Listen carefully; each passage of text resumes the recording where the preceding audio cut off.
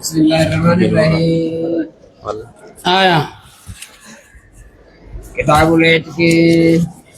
كتاب أنا قبرتك ونوتي دبة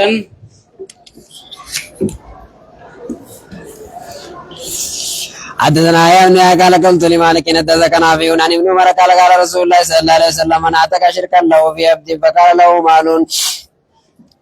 له مال يبلغ زمن العبد قوم عليه قيمة العبد يسرق قيمة ماذا قتي قد ماذا مانا قتي قد من ساقا فأوتي شركاؤه حصصهم ورمي ساوجي بيتي قودة ساني كنادا واعتق عليه العبد قبرتي سرت تتكما وإلا يوم مورين كباتين فقد اعتق منه ما اعتق قبرتي روانا تكاتك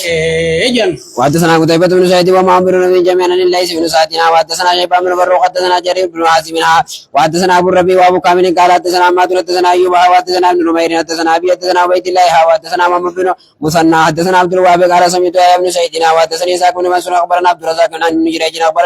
اخبرني اسماعيل بن اميه وحدثنا هارون بن سعيد الايلي حدثنا ابن عبد اخبرني اسامه وحدثنا محمد بن رافع حدثنا ابن ابي هديك عن ابن ابي ذئب كل هؤلاء النافع عن ابن مرب بمعنى حديث مالك النافع كل هؤلاء يلغى بما ناسم باب ذكر سعاية العبد باب خنا دبتي سكراقين سقبرچا وحدثنا دبتني لا وحدثنا ما بن مسنى بن بشار واللفظ لابن مسنى قال حدثنا ما بن جابر حدثنا شعبة عن قتادة عن نضر بن انس بن عن شريك بن نهيك عن ابي هريرة عن النبي صلى الله عليه وسلم في المملوك بين الرجلين فيؤتق احدهما تكون سالميني خن اتقو قال يدمنو نبي مالجن يدمنو نخف لجن خوريك ابو سن مالك الرهبلت مچ اسرت تكما نكور ابو جنسني وحدثني عمرو الناقد حدثنا اسماعيل بن ابراهيم عن ابن ابي رواه قال عن قتادة عن نضر بن انس عن بشير بن نهيك عن ابي هريرة عن النبي صلى الله عليه وسلم قال من اعتق شخصا له في عبد فخلاصه نمچ قودسا قبل چخيست تتكجن فخلاصه كل ليسون قبل چسني في ماله ورمسا خيس جرجن ان كان له مال يوري نسافته فان لم يكن له مال يوري نسانتي نمو استسعي العبد قبل چني چراك جن غير مشكوك عليه قرت جبي فمن تهاجج وحدثنا علي بن خشرم اخبرنا عيسى يعني بن يونس عن سعيد بن ابي روبة بهذا الاسناد وزاد باتي عيسى جلخايا إن لم يكن له مال قوم عليه العبد قيمة عدل ثم يستسعى في نصيب الذي لم يعتق چراك جن قودا الذي لم يعتق إن تكمين سخيست خير مشكوك عليه حدثني هارون بن عبد الله حدثنا وهب بن جرير حدثنا ابي قال سمعت قتادة يحدث بهذا الاسناد بمعنى حديث ابن ابي روبة باتي نبي لغدا آية وذكر في الحديث قوم عليه قيمة حديث عدل غيسن دبت قوم عليه قيمة العدل باب انما الولاء لمن اعتق بليما نومتا كيف وانجو وحدثنا يا ابن قال قرات على مالك ان ابن مران ناشد انها ارادت ان تشتري جاريه توتقها فقال اهلها نبيعك على ان ولاءها لنا فذكرت ذلك لرسول الله صلى الله عليه وسلم فقال لا يمنعك ذلك فانما الولاء لمن اعتق. وحدثنا قتيبة بن سعيد حدثنا ليس عن ابن شهاب بن عروة ان عائشة اخبرته ان بريرة جاءت عائشة تستعينها في كتابتها ولم تكن قدت من كتابتها شيئا فقالت لا عائشة ارجعي إلى أهلك فإن أحب أن أقضي عنك كتابك ويكون ولاؤك فعلت فذكرت ذلك بريرة لأهلها فأبوا وقالوا إن شاءت أن تعتصب عليك فلتفعل ويكون لنا ولاؤك فذكرت ذلك لرسول الله صلى الله عليه وسلم فقال لها رسول الله صلى الله عليه وسلم ابتغي فأتك فإنما الولاء لمن أتك. ثم قام رسول الله صلى الله عليه وسلم فقال ما بال الناس يشترطون شروطا ليست في كتاب الله من اشترط شرطا ليس في كتاب الله فليس له وإن شرط 100 شرط الله يحق واوثق. حدثني ابو طاهر اخبرنا ابن اخبرني يونس بن شهاب بن عروة بن الزبير عن عائشة زوج النبي صلى الله عليه وسلم انها قالت جاءت بريرة الي فقالت يا عائشة اني كاتبت علي ورخي سيدو وانكيا مكاتبا اورين اسني خنا ناتكا جينيتي على 9 واكن في كل عام قية بمعنى حديث الليث وزادا باتي يونس جلخايا يونس قدا فقال لا يمنعك ذلك منها ابتغي واتك. وقال في الحديث ثم قام رسول الله صلى الله عليه وسلم في الناس فحمد الله واثنى عليه ثم قال اما بعد. وحدثنا ابو كريب محمد بن علاء الحمداني حدثنا ابو سامة حدثنا هشام بن عروة اخبرني ابي ان عائشة قالت دخلت علي بريرة فقالت ان اهلي كاتبوني على 9 اواكب في 9 سنين في كل سنة نقية فاعينيني فقلت لها ان شاء اهلك ان اودها لهم انا ثاني بكتك كنو عدة واحدة وعدك ويكون الولاء لي بل يوم انت ناتو فالتو كان نجت فذكرت ذلك لأهلها فأبوا إلا أن يكون الولاء لهم فأتتني فذكرت ذلك فقالت فانتحرتها مين وفي جت عشان فقالت لا ها والله فقالت دوبني جت لا والله إذن آية كستاتو قالت لا والله يجمع قالت فسمع رسول الله صلى الله عليه وسلم فسألني فأخبرته فقال اشتريها وأعتقيها واشتريتي لهم الولاء فإن الولاء لمن أعتق لا ففعلت إذن لا والله زا يميني ربي إنك هدي كسيمتي توني خخوتية لا الله دبب إلالي لا والله هذا ما أقسم به توني وما نكخدون ربي إنك هدي كسيمتي تواني نكخدون جتيت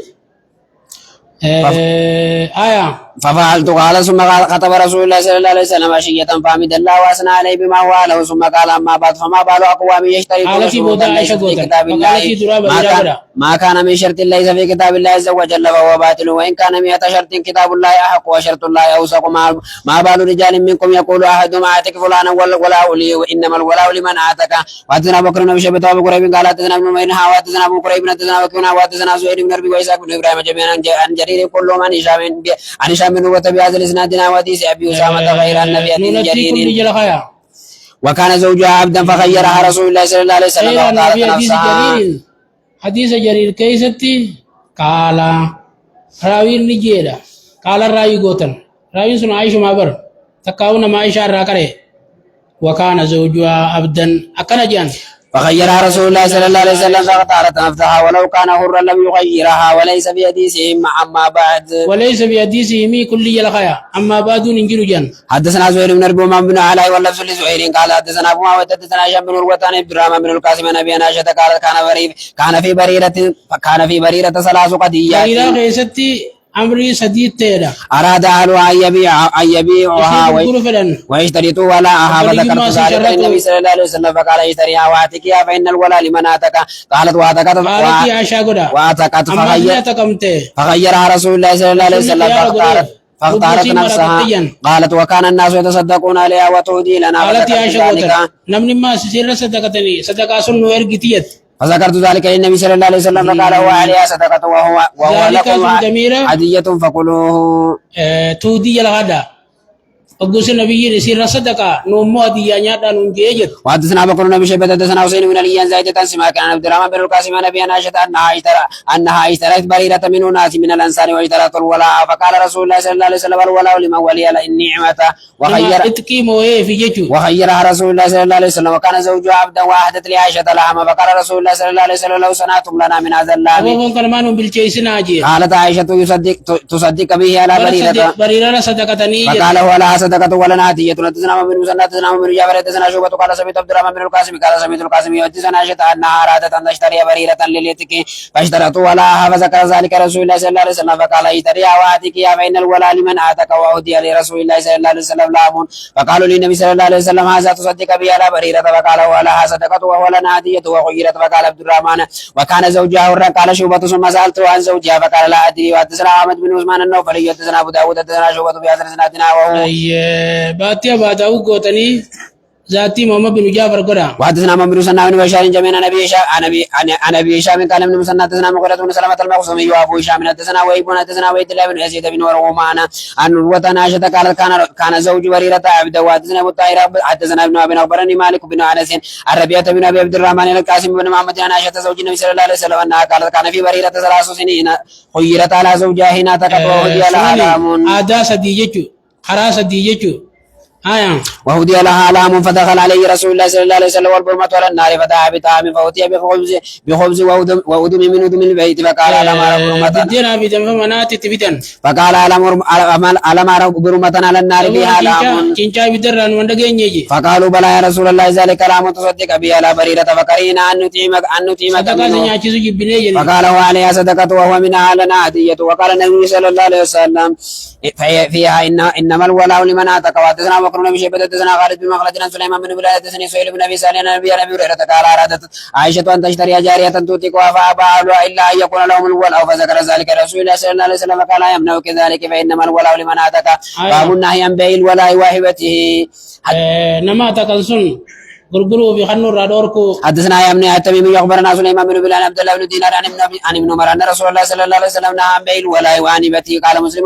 الناس كلهم عيال على عبد الله بن دينار خاص كارج عبد الله المدينة رت في هذا الحديث. حديث كان اسمه كچلو بيخادا. وحدثنا ابو بكر بن شيبة وزهير بن حرب قال حدثنا ابن عيينة وحدثنا يا ابن ايوب وقتيبة بن جرير قال حدثنا اسماعيل بن جعفر وحدثنا ابن نمير حدثنا ابي حدثنا سفيان بن سعيد وحدثنا ابن مسنى حدثنا ابن جعفر حدثنا شعبة وحدثنا ابن مسنى قال حدثنا عبد الوهاب حدثنا عبيد الله وحدثنا ابن رافع حدثنا ابن ابي هديك اخبرنا الضحاك يعني ابن عثمان قال الله لا يا عبد الله بن دينار يعني ابن عمر النبي صلى الله عليه وسلم بمثله خير الناس في جغل عيسى في حديثه.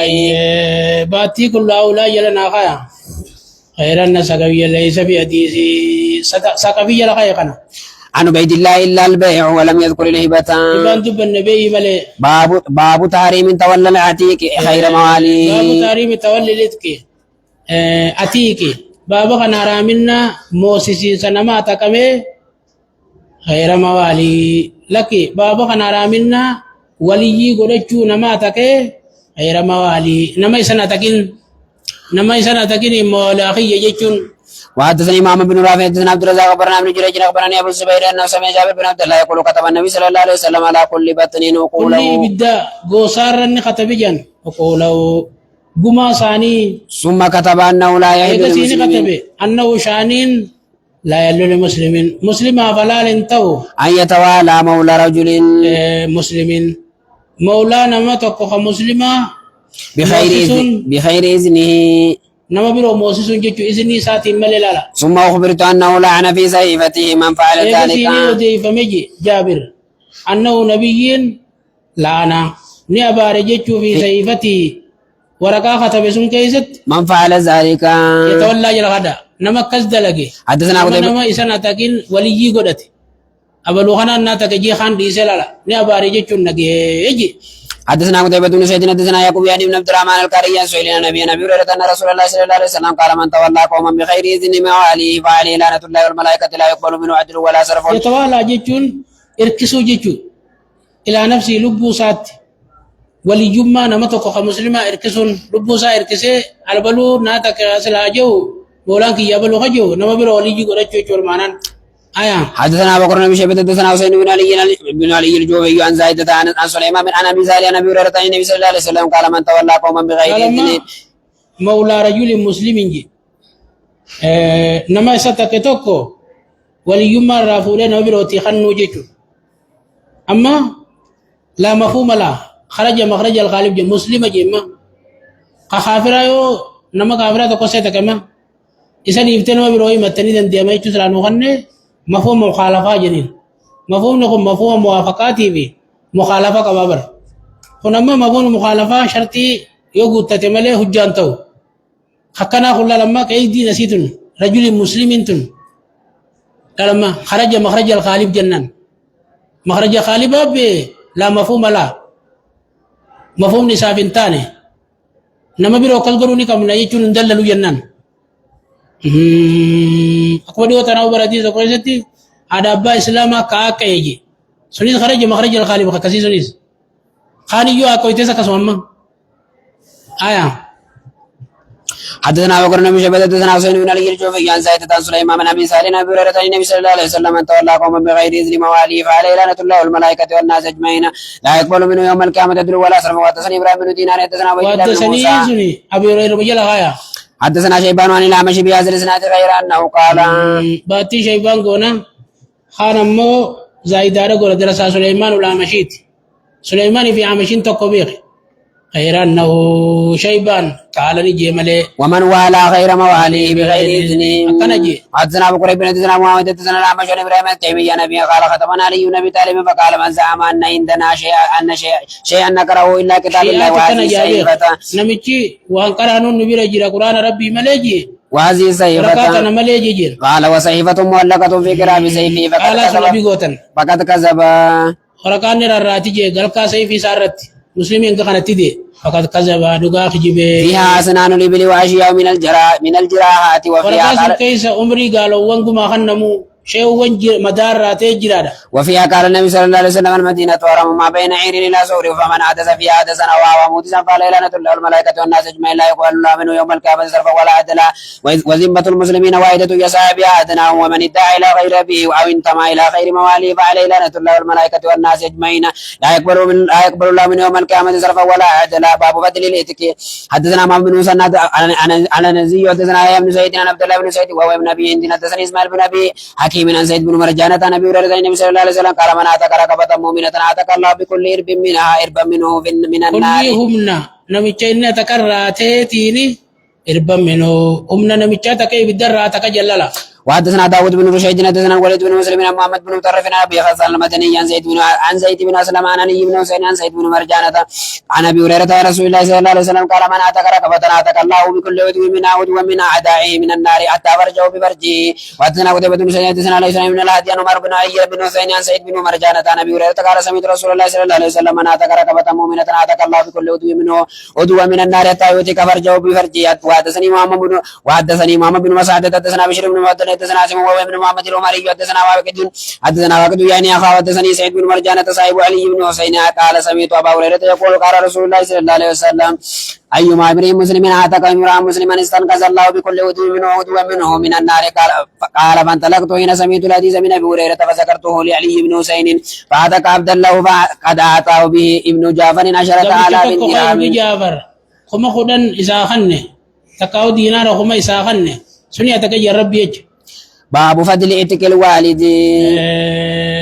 هذا أبا تكون فضيلة أبو ماس. حدثنا أبو بكر بن شيبة وزهير بن حرب قال حدثنا جرير عن سهيل عن أبي هريرة قال رسول الله صلى الله عليه وسلم لا يجزي ولد والدا إلا أن يجده مملوكا فيشتريه فيؤتكه. وفي رواية ابن أبي شيبة ولد والده. وحدثنا أبو كريب حدثنا وكيع وحدثنا